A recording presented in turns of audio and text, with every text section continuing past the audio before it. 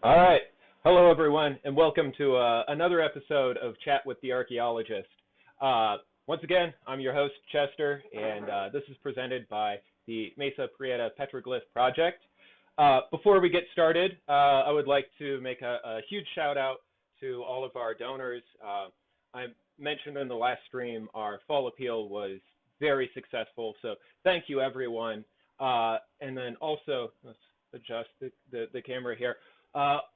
Also, want to make an acknowledgement for the National Endowment for the Humanities, as well as the New Mexico Humanities Council, both of which are funding our various outreaches, including Chat with the Archaeologist, the Mesa Talks series, which ran all of last year, and we will be rebooting again for this year in partnership with Los Luceros. And yeah, so again, shout out to our donors, and due credit to the National Endowment for the Humanities and the New Mexico Humanities Council for making content like this possible. We're very excited this month to bring our first guest archaeologist to chat with, Professor Lewis Borck from New Mexico Highlands University, and I'll be introducing him in a second. But I also want to get to some announcements. As I mentioned last month, we've been getting, just like last month, I actually didn't silence my phone. We don't want that going off. Some of you may remember that in the middle of the stream, I got a notification that the stream had begun. So I thought that was kind of funny. Anyhow, I want to get to some of the questions that y'all have been asking. Of course, tours has been one of the big questions. We keep getting calls about that. We are, we're making sure to note names and numbers for those folks who are interested. We haven't opened for tours yet. We are still discussing some of the details of how we're going to do that, but we're getting closer. So stay tuned for that. When we make a decision of how, and it's more of a how and when now, not an if. When we do open for tours, they will be of limited scale, and but it'll be well worth it. And these tours are going to be a little bit different from our normal ones. So actually, if you can, it'll be a new experience, even if you've done our tours before. We will put out announcements. Of course, I will mention it here on the Chat with the Archaeologist stream. We'll also we'll bring it up in the introductions to the Mesa Talks later on in the season. And we will also be putting announcements on our Facebook page, probably pretty quickly on our Facebook page, almost immediately on our website. So check out Facebook, YouTube right here, and our website. But the quickest way to get information about when tours start and how you can book a tour is going to be by subscribing to our newsletter, which you can find more information about through our website. So definitely subscribe to our newsletter, and then over here on YouTube, be sure to like, share, and subscribe to this video. Ring the notification bell so you know when we're going live. Otherwise, you might get updated a day or two later, which is fine. You're welcome to catch the replays. I realize some of you actually, work during weekdays. So, yeah, you'll be free to catch the replays. And, yeah, I think that's about it for announcements. As I said, we're gearing up for spring and hoping to bring that more to you. Oh, one more announcement. Next month's chat, I'll be discussing some of the research that we've been doing on the Mesa in addition to our petroglyph documentation. So stay tuned for that. You'll get a sort of special sneak peek a few days, maybe about a week early of my SAA paper. So for those of you who are not archaeologists, the SAA is the Society for American Archaeology. I'll be doing a special adaptation of that paper for this stream. All right, so without any further ado, let's get into it.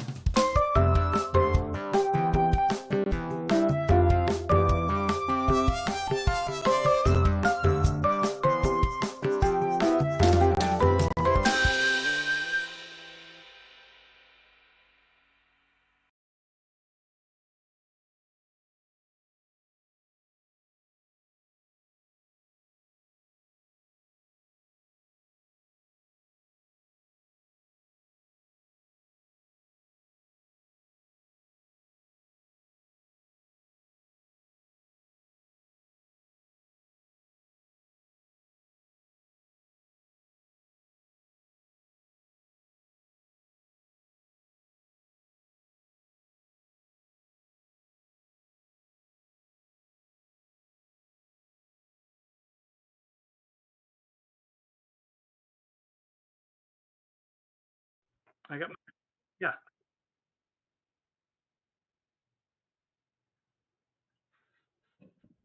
There we go. Yeah, sorry, that was my bad. I had the audio muted, so folks could see you, but they couldn't hear you.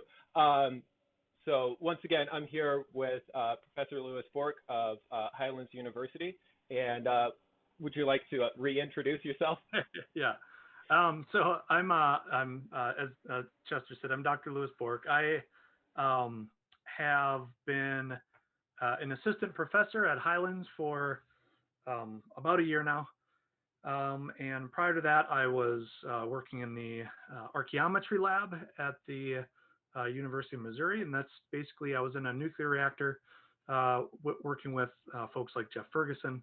And the primary work we're doing there is actually trying to figure out mostly where things that we find on archaeological sites originated at, like what soil they were made with, what elements are in them, and so maybe what quarries, obsidian, things like that are coming from. And so the fun part about that, of course, was that I worked inside of a nuclear reactor and had dosimeters on all the time. And but it's one of the few open nuclear reactors in the country, so I actually got to look down into it, and you can there's a particular effect that you get to see where blue light is emanating out safely. You can look at it. And prior to that, I was actually working in the Netherlands for a couple of years. I was a visiting assistant professor at the University of Leiden, which is the oldest university in the Netherlands. And I actually worked there for about 3 years. And then before that, I was finishing up my PhD at University of Arizona, and also working with the research and outreach nonprofit Archaeology Southwest that some of you may also have heard of. And then before that, I was doing my bachelor's in anthropology at UNM, and then in and out of different contract archaeology jobs, and working for the federal government, for the Forest Service in particular. A lot of my work actually is focused on looking at maybe pieces of history in the Southwest that have been missed because of particular perspectives that people have taken. And so trying to reevaluate some of these historical periods from the perspective of the people who are actually living them, or hopefully trying to get closer to the perspective of the people who are actually living them. And mostly what I'm really interested in is looking at social movements, really kind of contentious politics and revolutions. And that's I think that's about it, really. I do a lot of quantitative stuff, but no one wants to really hear me drone on about that. Yeah, we tend not to do too much math on the stream. I'm afraid it would scare away our already dwindling audience. You don't open up the whiteboard and just let just start going away? I need a little bit more practice first. I don't want to make any mathematical errors on air. So, yeah, thank you for sharing a bit of also where you studied, and you mentioned where you went to undergrad and finishing up your dissertation. And for the audience, those who aren't archaeologists, some of us are kind of obsessed with pedagogy, which in the strictest sense is the philosophy of how you teach, but in more practical terms, it's very much informed by where you went to school and who you studied under. So how archaeologists introduce themselves to each other is often like, yeah, where did you go to school? Who did you study under? What was your dissertation on? And I'm not sure, did we catch what your dissertation was on? It's same stuff. I worked on social movements in southern Arizona, specifically focusing on this kind of cross southwestern phenomena that was happening from AD 1200 to 1450, called Salado. And then up in the Gallina region, I've been working up there since 2006 in one form or another, and have been essentially reevaluating sort of a lot of the bad histories, I hate to say, that have been kind of reconstructed by archaeologists in that region.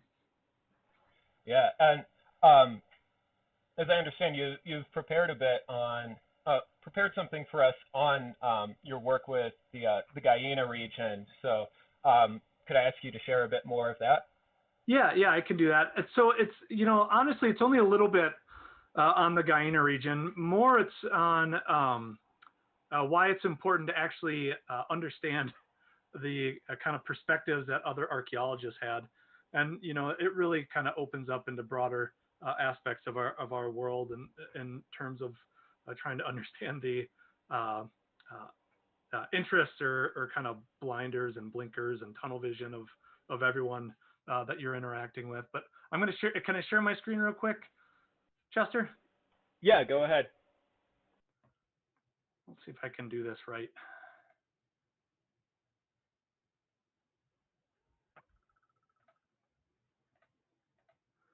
Okay, so this is, are you seeing the peanut butter meme? Yeah, okay, great. So this is really where I should start because Chester's pretty good at this because he gets on the air once a month, but most archaeologists, I got a lot of angry responses when I posted this in, you know, on like Instagram and Twitter and stuff, mostly from Southwestern archaeologists, because Southwestern archaeologists do a lot of public outreach. And the idea here isn't that we're bad at public outreach, it's just that we're bad at casual conversations. We tend to, you know, end up spending all of our time describing the bark when people are really just interested in what type of forest they're in, right?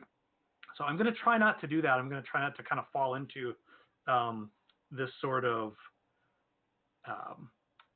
hyper-specific details when I talk about this. But I do want to point out to our audience, Professor Borck is an excellent memer, and gosh, your Twitter feed brings me just so much joy and so many laughs. So yeah, follow him on social media too. One of the best memeing archaeologists out there, by far the memeing champion of archaeology. I don't know. There's folks like Carlton Gover and those guys on a Life in Ruins podcast. They I think they put me to shame, but maybe in the Southwest I might be. I don't know if I'm the best, but I sure spend more time at it than anyone else. So the second one is not mine. It's actually from a Twitter and Instagram feed called Archaeology Memes. But it's basically this idea that kind of encapsulates where I'm coming at. And a lot of people are uncomfortable with them. It's, you know, obviously it says all archaeology is political.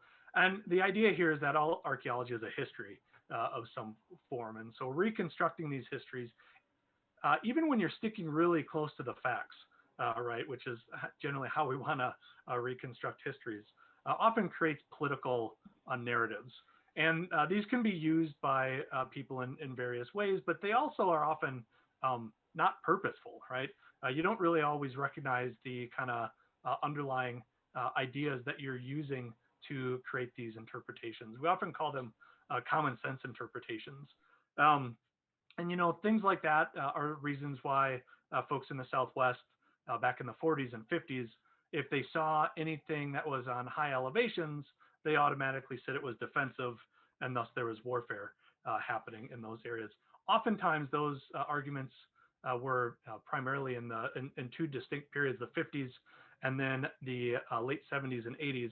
And unsurprisingly, a lot of folks who were in archaeology at that point in time were just coming out of World War II and were just coming out of the Vietnam War. And so those types of ideas and situations were heavily on their mind. Not to say there isn't conflict and violence in Southwestern history, because there is, but every time someone builds on a hill, you know, it's not to, it's not for defensive purpose.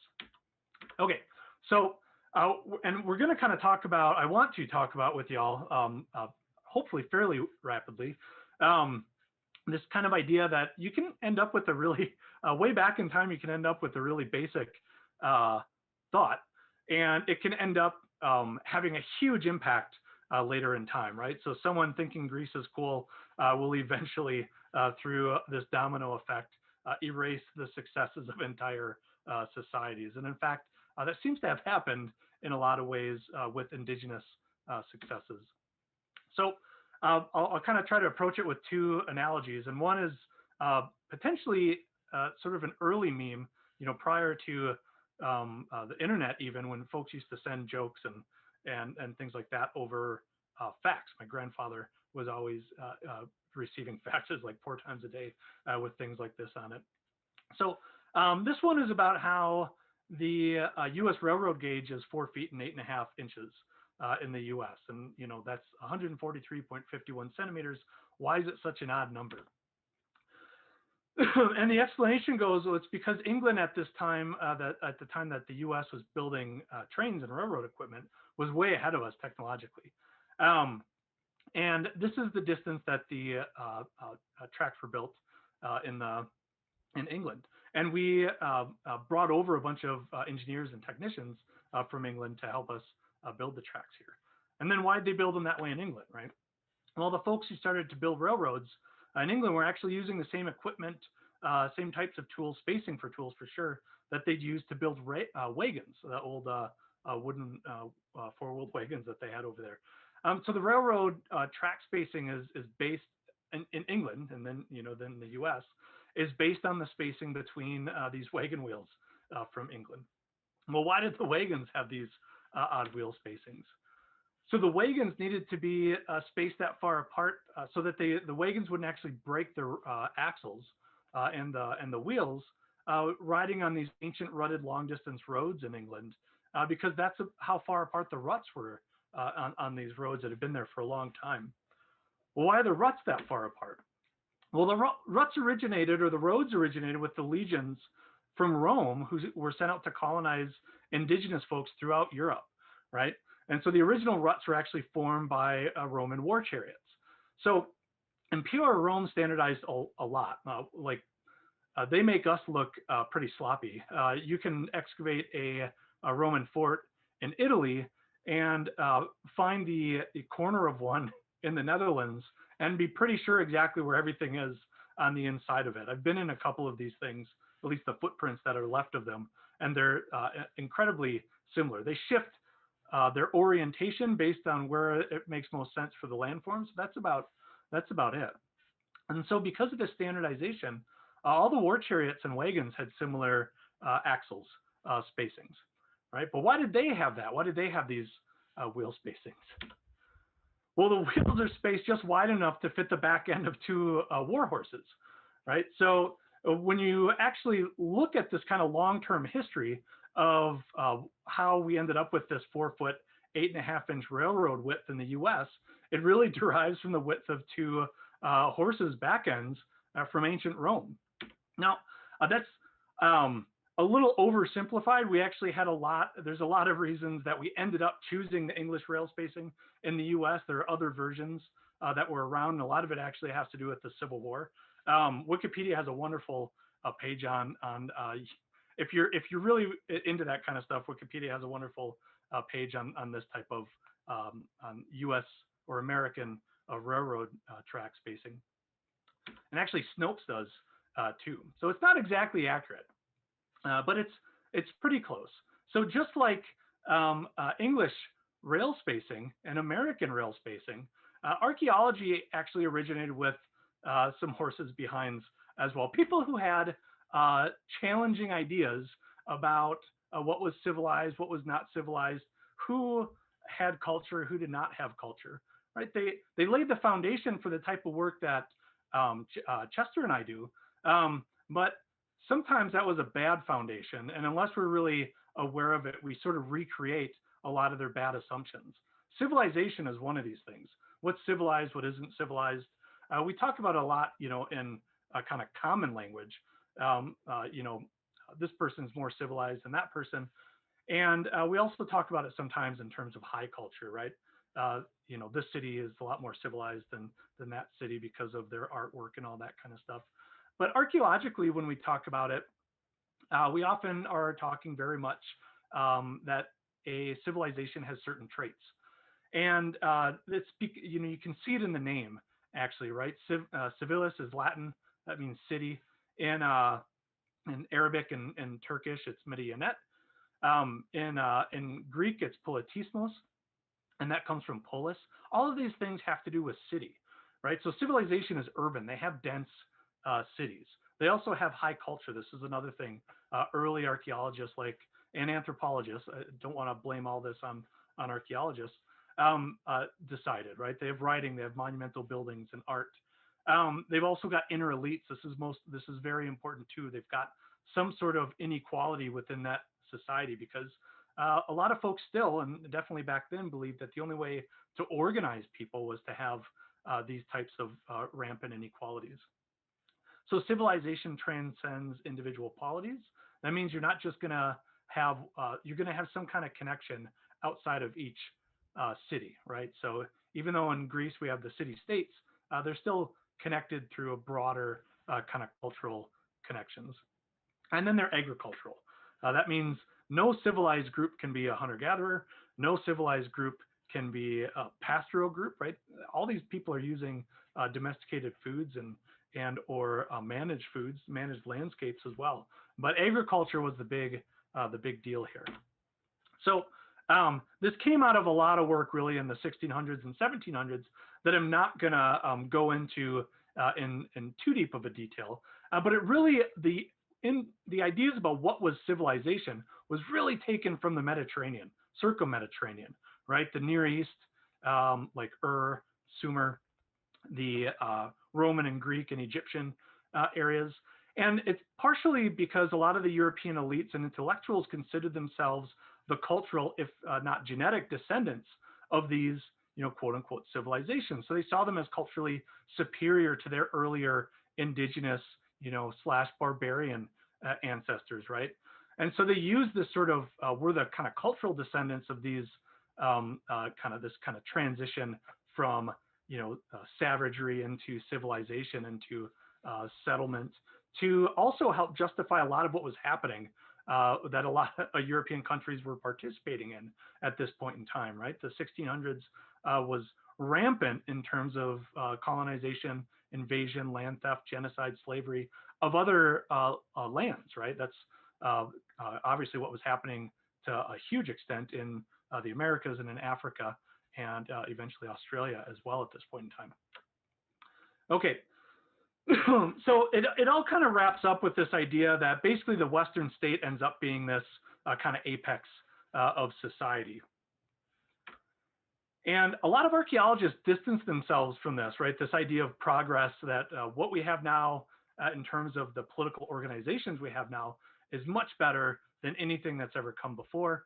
And oddly enough, we, while we distance ourselves from it, we still set up our classes that we teach in universities in this format. We teach a hunter-gatherer class, and then we teach a middle range class, and then we teach a quote unquote complex societies class, right? And that term complex society is already it's in place to distance itself from this idea of a civilized, better society, one that's progressed, but it's still kind of embedded in the name because societies that aren't complex are necessarily simple, right?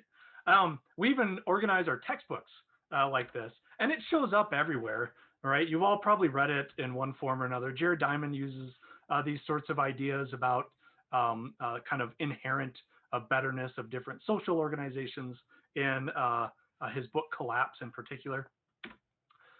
But it ends up with this idea that when you have anything that's different from these sort of ideals, you end up with negative terminology that's being used, whether it's in archaeology or outside of archaeology. We use terms like collapse or dissolution, devolution, unstructured retrogression, post-classic, that's a great one, right? The classic period is supposed to be the height of, that society's achievements. And so the post-classic is basically you're starting to roll downhill at that point. Archaeologists still use these kind of terms. We still create these kind of terms. And we often make big mistakes when we do it. In the Hohokam period, the classic period is called the classic period because it was considered to be the height of Hohokam society. But now, since the 70s, we've actually realized that the pre-classic was more likely linked with this sort of, most expansive demographics, most, intense artwork, but there was just no elites, right? They were doing a ton of public works projects. That's when they made the majority of these massive irrigation canals through the Safford Valley, Tucson Basin, Phoenix Basin. And really, the classic period should be the post-classic in this sort of kind of typology that archaeologists use. But they called it the classic period because there are pretty clear evidence of elites during that period. And so that was what they keyed onto, right? You've got elites. This is the only time you really have elites. This must be your peak of social evolution, essentially. But there's a lot of problems with that. So I'm going to have you guys go on a thought exercise with me and with Jack LaLanne as well. So what I want you to do is imagine that Jack likes American football, right? And also that he was studying American football under the tutelage of one of the most esteemed anthropologists of his time, Franz Boas.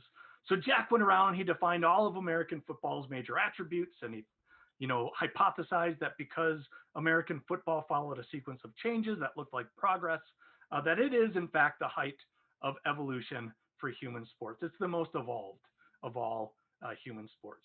Now, because Jack is an anthropologist, and anthropology is comparative, he went out and he studied all these other sports and all these other culture sports. Boas agreed that was a good idea. So Jack went out and studied sports like rugby, and it had some similarities. It wasn't quite the same. It wasn't quite as evolved as football, but it was close. He went out and studied cricket. There's some similarities too. Rugby is missing pads. They've got them in cricket. It's not quite the same though. And lacrosse, Jack was interested in lacrosse, right? Because there seemed like there's a lot of similarities, but there's an incredible amount of differences too. They're just using the field all wrong. Why do they have sticks? Like, who uses sticks? That's not how you play football. And finally, Jack looks at Formula One racing, and he's just like, he's not even sure that's a sport. That's they clearly did something completely wrong. That's not even on the scope of the kind of evolution of sports, right? So Jack goes back to his advisor and he tells him what he's found. Basically, makes this kind of taxonomy of sports in relationship to American football, right? Cricket furthest away, then lacrosse and rugby, and then American football, of course, is the most evolved out of all of these. And and then he's trying to figure out what to do with Formula One racing, and he thinks it might actually just be an ineffective, probably ritualized form of transportation. And that's basically the short of it, right? For both archaeology and anthropology, even history. I mean, essentially our definitions of what are cities, civilizations, states, all of these things emerge from archaeological and historical work in and around the Mediterranean. That's where we defined what a city is. That's where we defined what a state is. That's when we decided that these things were higher up in the sort of scale of human organization and social success than other things. So anything that looks different is necessarily bound to look less than, right? Because we're essentially evaluating rugby against football. So the idea here is really, how can anything different not fall short? How can any types of these sort of definitions of these periods not fall short if they don't look like what we've decided, the peak of society looks like? Even if contemporary archaeologists don't actually, you couldn't corner them to get them to say that state organization is more socially successful than other types of organizations that may be more horizontal, more egalitarian, or non-state oriented, right? So this all basically comes to this heading and this idea that if civilization is urban and it's aggregating, and of course it's rational, right? You have to choose to build up to this kind of stuff. That's one of the underlying ideas here. Then things like deurbanization, degrowth, deaggregation, they must be non-deliberate, right? They must be failures. They must be collapses.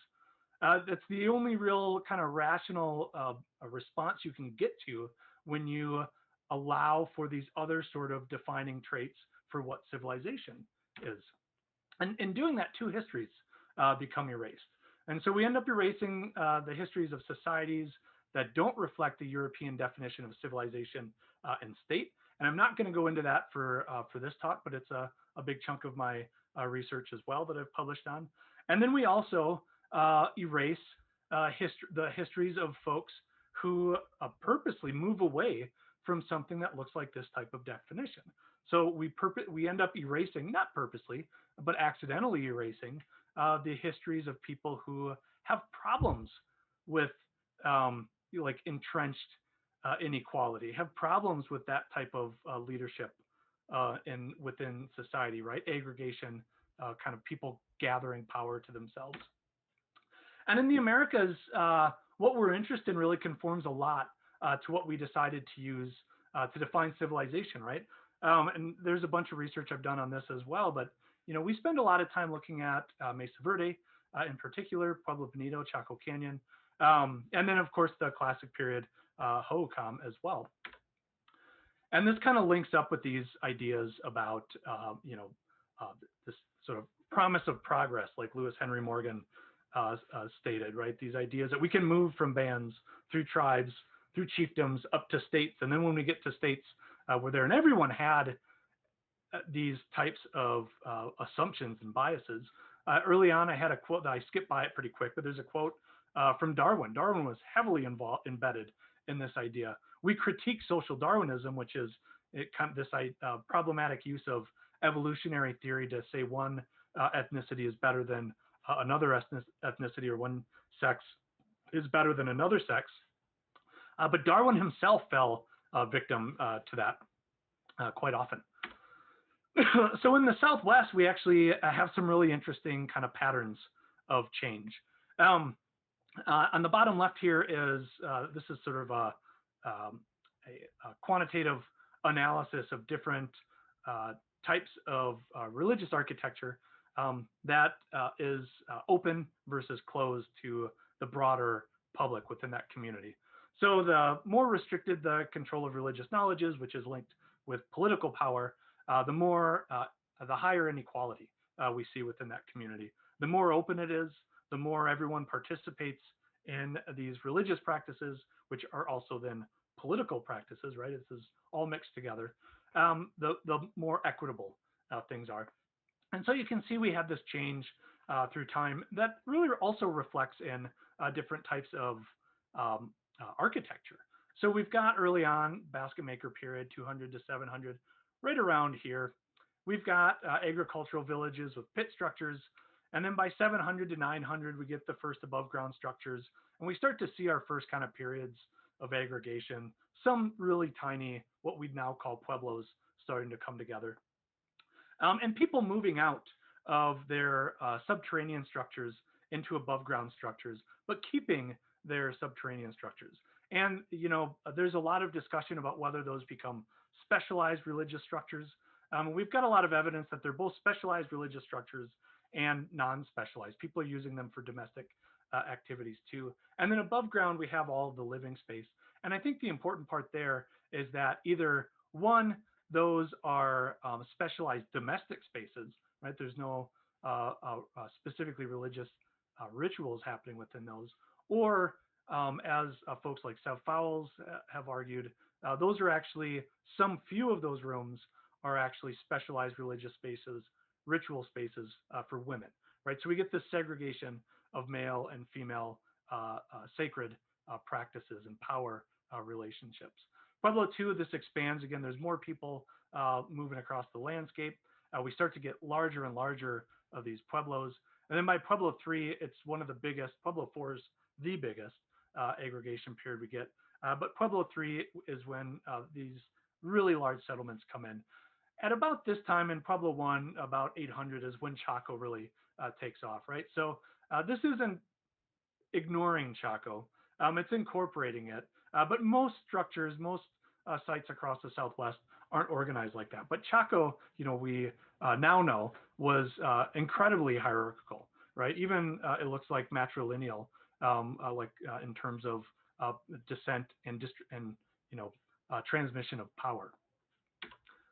Okay, so that kind of puts the framework for where I come and look at things in the Gallina region, which is over there about well, really just north of Cuba, if you know where Cuba's at on 550 on the way out to Chaco, basically driving up from, I think I can put a laser pointer on here, from Albuquerque, Jemez Pueblo, out to Chaco.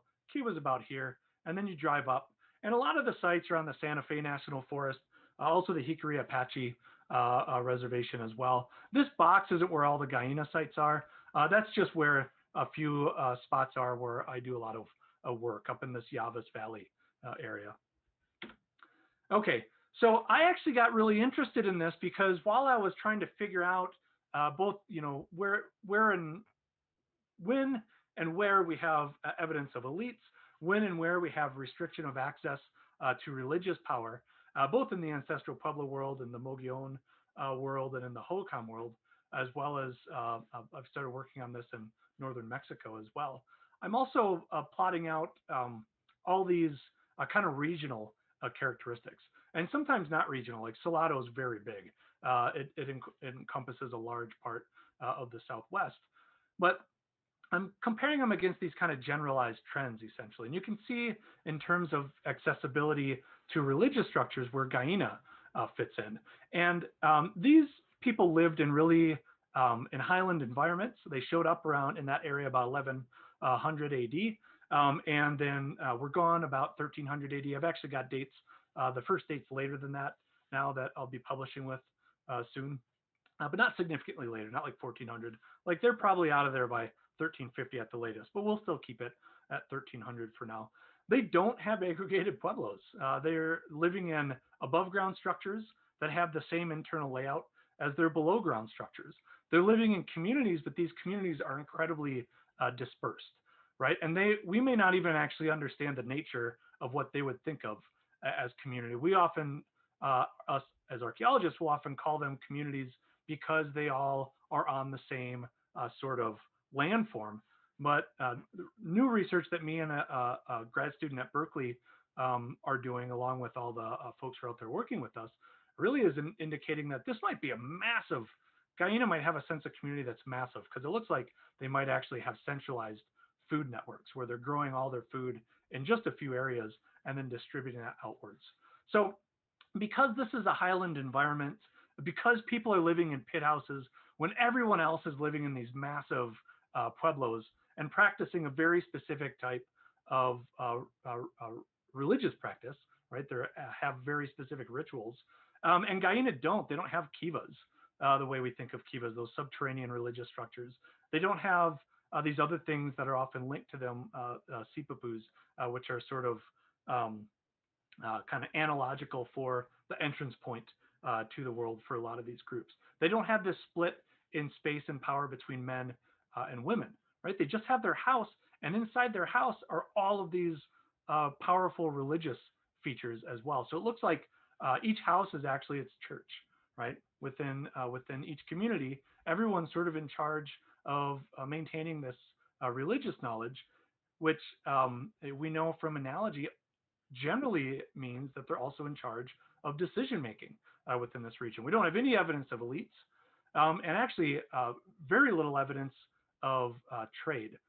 But we do know that they're aware of what's happening around them. They're not like isolated hillbillies, which is how most archaeologists had talked about them. People talked about them as psychopathic and violent, as hillbillies. These are all actual terms archaeologists have used. That's not a real magazine that Archaeology Southwest did. I co-edited a volume with Mike Bremer, and I had them mock up this joke cover because this is so common. You still see this talked about within archaeological literature. They talk about them as backwards and regressive and ignored, essentially.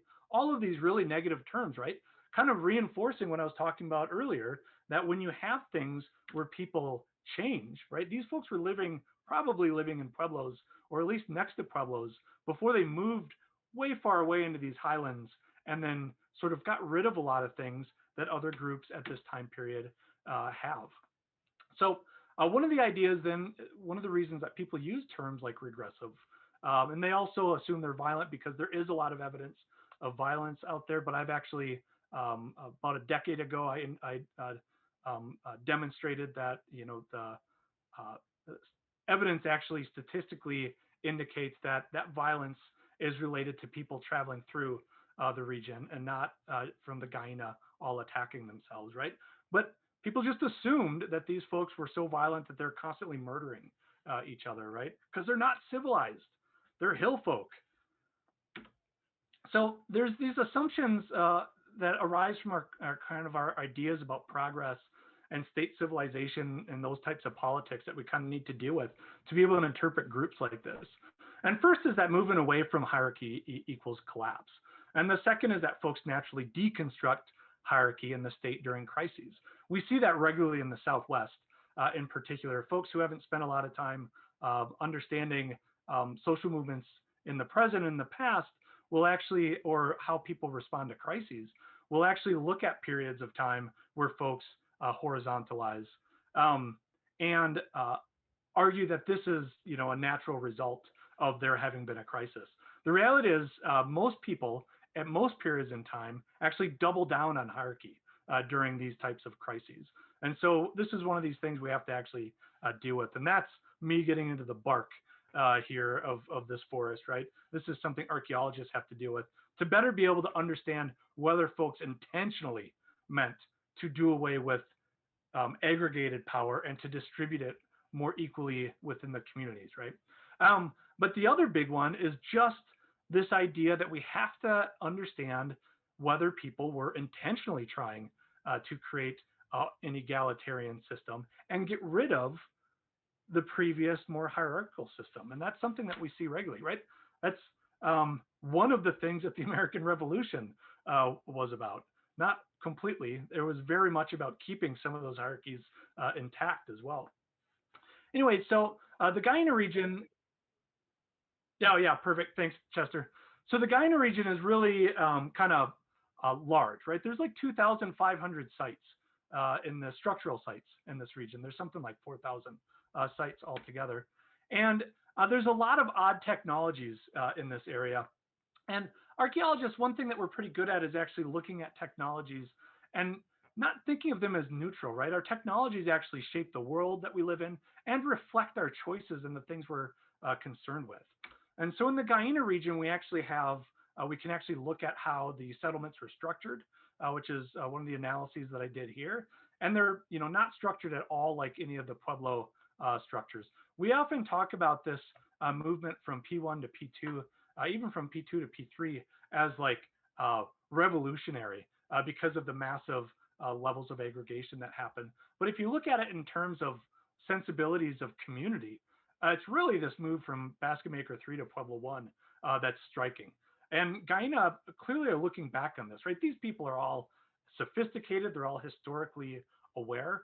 They are seeing these sites that we're seeing. In fact, they're probably much more visible to them as well. They've got histories, right? These folks' oral histories are deep. And in Australia, oral histories go back 65,000 years. They've got these hugely overbuilt structures. They're about 2 to 3 times the size of similar domestic space rooms in other regions of the contemporary Southwest, right? They're way overbuilding these. They're pouring a ton of their labor into them. They're also clearly connected to outside groups, to knowing what's going on. They don't have a lot of contemporary ceramics from other regions, but they have old ceramics that were probably, the argument I've made, probably brought in with them as they moved in. And so this is in a lot of ways like a multi-ethnic group of people that are showing up in this region, all kind of participating in a very similar pattern of behavior. They get rid of corrugated ceramics. This is actually something we see happen when people leave Mesa Verde in the 1300s. So there's a big reorganization in power. And so when people finally end up in the Rio Chama, Rio Grande, and in other areas, it's much more horizontal. There's still some vertical political and religious structures, but it's much more equitable. And when they get rid of all the elites up in Mesa Verde, they also get rid of all their corrugation. And they do that in Chaco or in Gallina about 200 years before that. And this is something we don't quite understand, but we now have these two kind of contexts that seem to indicate there might be a relationship between this type of ceramic and that type of political organization as well. So this all kind of frames this kind of context where we can start to look at these people who are living in the hills, who got away from these very hierarchical or more hierarchical leadership societies, right? And who essentially just jumped off of that boat that Chaco and Mesa Verde were in, and got on their own island and created their own thing. And if we actually try to say, like, look, these are the kind of assumed problems that we bring to the table when we start thinking about this stuff, we can actually start to look at them as intentional folks, people specifically rebelling against this idea of who's allowed to have power and who isn't allowed to have power, and going out and making a new society that fits their ideas of it. And I'll just end there.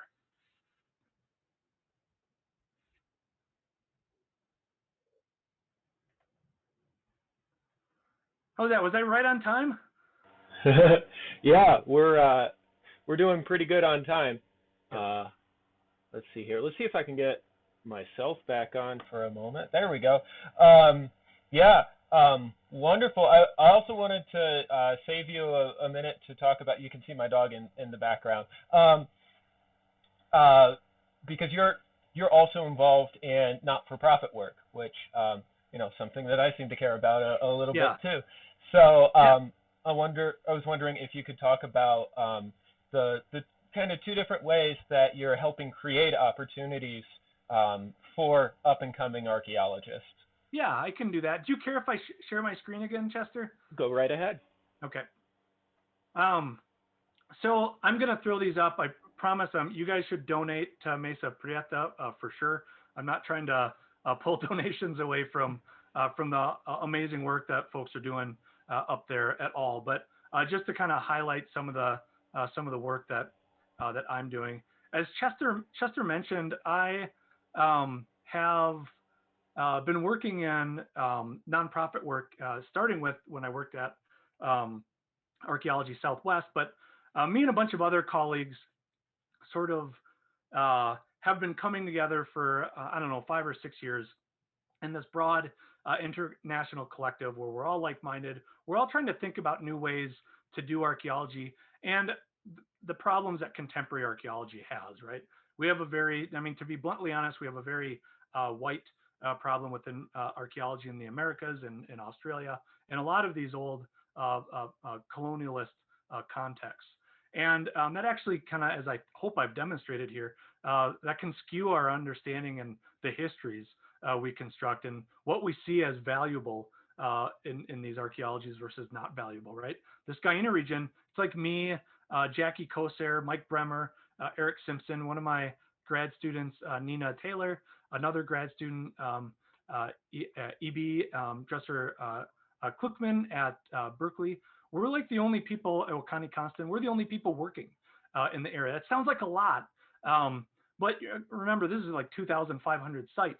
But these things aren't seen as valuable by most archaeologists. And that's not the case if you look outside of our kind of cultural assumptions. A lot of people see these things as hyper valuable. And so one of the things that I and a bunch of colleagues from the Black Trowel Collective started thinking about was, what are some of the barriers that are keeping, folks from actually getting into archaeology? And in particular, this one, we're really focused on economic issues. And so there's a lot of, I don't know how you would want to call it, in kind of the academy and in psychology and social work, we call it structural violence. It's basically all these things that you run into that just make you feel like crap day after day after day. And whether it's other people's attitudes or whether it's, people constantly using you as basically a research subject when you're actually there to do research, all of that kind of stuff wears on people. But finances are always a big deal. And so we started this microgrants project up, recognizing that when people have an emergency need, they often have to basically perform that they're poor to all of these other groups. And so we borrowed really a radical idea from a group in the classics called Sportula, where people can just apply to us. They don't have to prove that they're poor, right? This is kind of an idea where we're all helping each other from the bottom up to bring, rising all boats, as it were. So we get a lot of donations per month that are like from $1 to $5. I think like $10 a month is our average donation. And at this point, we've given out about $29,000 to archaeology students in need, and it's often gone towards Black, Indigenous, and other archaeologists of color, as well as a lot of trans archaeologists are financially struggling as well. So that's what the Black Trowel Collective microgrants is. And if you really want to find out more, you can jump on our website here, and it's got the entire FA, kind of frequently asked questions about what we're doing, why we're doing it the way we're doing it, why we're not making people spend 15 hours to apply for a $100 grant.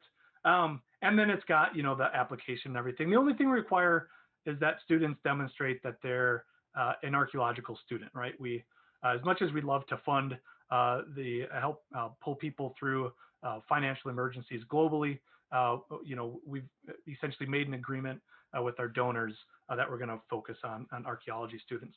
So this is really kind of a mutual aid project, right? It's recognizing that a lot of the institutions that have said they're going to fix the problem haven't done that, whether it's the SAs like Chester was talking about earlier, even the federal government. And so this is sort of a community-based solution, which is pretty rare, I think, in archaeology. Right. Well, I shouldn't say that, because a lot of the nonprofits are like that as well.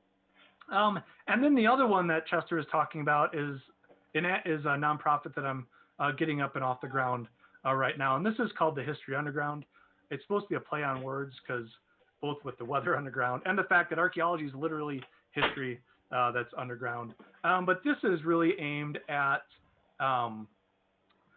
increasing the visibility of marginalized kind of perspectives and voices in archaeology. So kind of really putting together these kind of lecture series and talk episodes on for people coming from communities that we don't often view as archaeologists, right? When people are asked to draw an archaeologist, it's often a white guy, right? Often in a fedora because of Indiana Jones. More and more frequently, women are drawn as well, but then again, it's often still white women that are drawn. And so this is specifically focused on helping Black and Indigenous archaeological students afford field schools. So the fundraising is oriented all towards that. And these are internships. And the idea is that a lot of folks from these communities are non-traditional students as well. I was a non-traditional student. I didn't go back to school till later. And if I'd been a parent at the time, I had a kid in grad school, and that was hard enough. But I wouldn't have been able to do undergrad as a parent, particularly a working parent. And if for sure I wouldn't have been able to do field school, because that involves you quitting your job and often leaving, and if you either A, need that job to pay rent, or A and B need that job to pay rent and to pay for childcare for while you're gone, then these internships will help people help cover that kind of broad spectrum. And so that's the main goal for this, is to start these kind of internship projects, these funded internships for folks from these historically excluded communities. And then eventually we're going to start doing workshops with different communities and stuff. And I guarantee you, I will be pestering Chester and folks at Mesa Verde as well. Wonderful. How dare you call me out on my fedora here? I've got them. Like, I can't. I guess mine are more trilbies than fedoras, but I've got them. I can't complain. I think the trilby's the shorter brim, right? Yeah. I happen to have my wide brim fedora. You can't see it right now, but the audience can, and yeah, you'll see it in the replay. I wanted to take a couple of minutes here to talk about archaeology in the news. So the first one, which we can get through pretty quickly here, is Rio Tinto is back in the news, and there we go. Now they can see. So I'm showing a photo from the. I'm gonna have to look at this name here. It's Juukan Gorge Cave in Australia. That was in the news, I believe, last fall. Which this is not uncommon, but very catastrophic. Is this was a, I believe, 46,000-year-old Australian Aboriginal cave that was destroyed during mining, despite the fact that the company running the mine, Rio Tinto, was not supposed to impact this cave. It was known, and yet they did it anyhow. And they're now back in the news because of Oak Flat in Arizona, and I wanted to get your opinions on, what happened at Jukin Gorge Cave and on Oak Flat.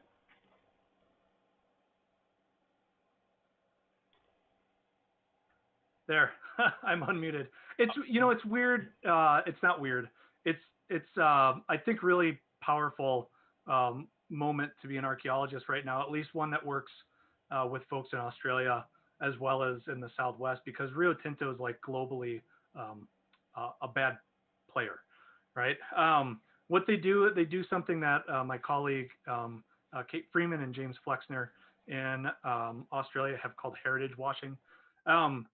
And it's basically this idea that they do these horrible things that like erase this 46,000-year-old site with nary an oops, and kind of rectify the problem. This it happens in Australia. They'll start up a funded chair for heritage studies, like Rio Tinto chair for heritage studies at a university, right? So they do all this kind of spin work to make themselves look much more equitable and caring of these types of resources than they actually are. And so there's a lot of concerns that folks have that we're going to start seeing that in the U.S. now, as they're clearly going in and not taking any sort of and this is really common in Australia, perhaps worse than in the U.S., not taking any sort of indigenous insight into the landscapes that they're going to be sinking these mines at. And it's likely that we might start seeing some of this. I expect it to happen. I'd be surprised if it doesn't, because Oak Flat in particular is pretty big. And we got that great kind of, we're putting a hold on it from the Biden administration, but it's not done, right? They're just revisiting everything. So this may possibly pop back up and become a huge issue again.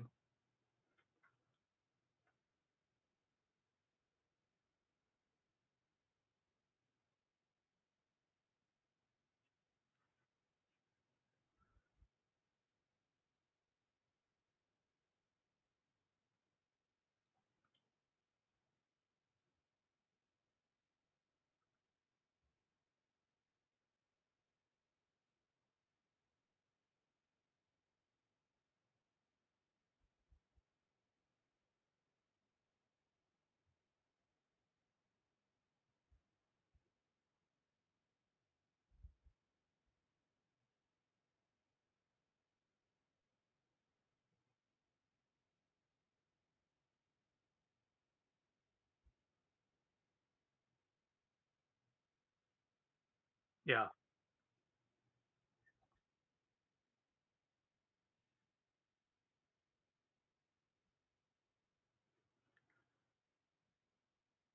Yeah, that's a so I cried when I watched I watched it with my wife, and I cried during the backfilling scene, and they nailed it because they I mean, clearly they had some archaeologists consulting on that.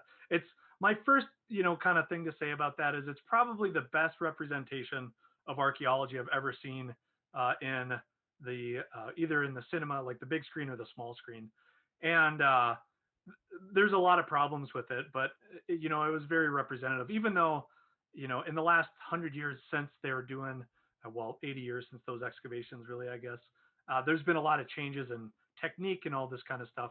Some are very much similar when they're outlining the excavation unit with the line, and then dropping the square-nosed spade in to cut through the turf. It was, I think, every archaeologist in the country of the U.S., well, the world, was just sitting there like happily staring at it. in comparison to like the scenes from Indiana Jones where they're like smashing pots and all of that kind of stuff, or using dynamite. And then the backfill scene was just great because if you've ever worked on an archaeological project, if you've ever excavated, backfill days are rough physically. And particularly if it's like not an ongoing project, like for a contract, if it's these sort of seasonal projects like what they were doing. When you start filling it up, it feels great because you're finishing something up that you had been working very hard on, pouring all of your heart and physical sweat into. But then like the last third of that backfill, you realize you're never going to see anything that was in there again, that you're like done with this, like this interaction with this past, right? Outside of the material you pulled from it. And that's when people get like super emotional. And that's where they started the credits, was like the last third of the backfill. And I was sitting there on my couch. I was sitting there on my couch crying, not like, head between my knees sobbing, but I definitely had tears outside of my eyes. And I think my wife thought I was nuts because I was crying at people shoveling dirt, but there you have it. They did a really good job capturing those types of feelings. I was trying to take notes during it, and actually kind of early on, when they're first opening trenches, and then they show like, for scale as these people are walking in, and it's like the height of a full-size adult. And I'm thinking, oh man, OSHA would tell you to put shoring, and not a minute later it collapses on Basil. It's like, oh no. So I'm actually kind of glad they put that in. There's like a lot of little Easter eggs for somebody who's never actually been on a dig. Yeah, there are some definitely dangerous stuff where if you don't have hydraulic shoring, you're gonna kill your. I mean, that's why the guy. But how am I gonna draw my profiles? How? Yeah. But that's why he ended up buried under all that dirt, was because, and now we try not to do that. Yeah. Oh, you're muted, Chester. I think they can hear me over here. Gotcha. Yeah. Yeah. The other thing that was weird, a lot of folks had, like, I think the two big complaints that people have had about the movie that I've seen was, the sort of, if you didn't understand the actual history of that excavation, the sexism in that movie might not be readily apparent. And, but I think the classism clearly is, and that's like one of the big deals within the movie, right? This guy who's this amazing excavator is sort of dismissed by all the hoity-toity archaeologists. But Peggy, if anyone's seen the movie, Peggy's the love interest of the guy who turns out to be gay, which wasn't the case in real life. They were married for a long time. But by the time she was working at Starcar, they had not at Starcar, at Sutton Hoo. By the time she was working there, she was one of the most experienced excavators in England. So this is the woman who was like fumbling around on the dig site and had like stepped through into the burial and crushed like one of the parts of the skeleton and that kind of stuff. She was probably, outside of the guy who had started it, one of the most experienced archaeologists on there. But they manipulated it in the movie for one reason or another. Yeah, well, and the way that like the protagonist's work was taken away from him, and that he wasn't given credit until very recent years. And man, that like that kind of strikes close to home, right? Like, have you ever had anyone try to steal your research? No, I haven't. I have not at all. I don't think anyone has succeeded with me yet, but I definitely have some strong suspicions about people trying, and I certainly know a lot of archaeologists where that's happened, especially folks who are early on in their career or don't have an advanced degree, like Basil didn't have a degree, had so much experience, but ends up not being credited. And and I think that also kind of speaks to something that happens in CRM a lot, is at least when I started in CRM about 12 years ago now, was, there are these guys that have been doing it, by that point they had been doing it for 20 years with just a bachelor's degree. And like, I kind of feel like they were getting like pushed out, but also not getting to share a lot in what came out of the work that they did. Yeah, I was actually reading the chat on the YouTube live when you asked me that question. I should go back to that because I've totally had my research stolen. I think that's problematically too common in the academy, and then like I've had my work erased as well, like you're talking about, and I think that's much more common. Well, no, it says common outside of the academy as inside of it, both within the contract world and within the academic world. It's even been upwards, right? Like I've had my work erased by grad students working in in an area who basically recreated published studies that I'd done without actually citing them at all, but who should have known better, who were work with people who know about that work. So it's an issue in our field, and I think for a lot of folks watching what happened, where this guy's like excellent field work was essentially like stolen from him, and it took 40 years, I think, maybe 50 years for that to get revealed as him being one of the primary people on there, and one of the reasons that it was actually dug as well as it was is a problem. And we see that in the Southwest too, right? There's only recently did even archaeologists realize that it was a black foreman of a ranch who basically figured out that there was an indigenous Paleolithic in the Americas.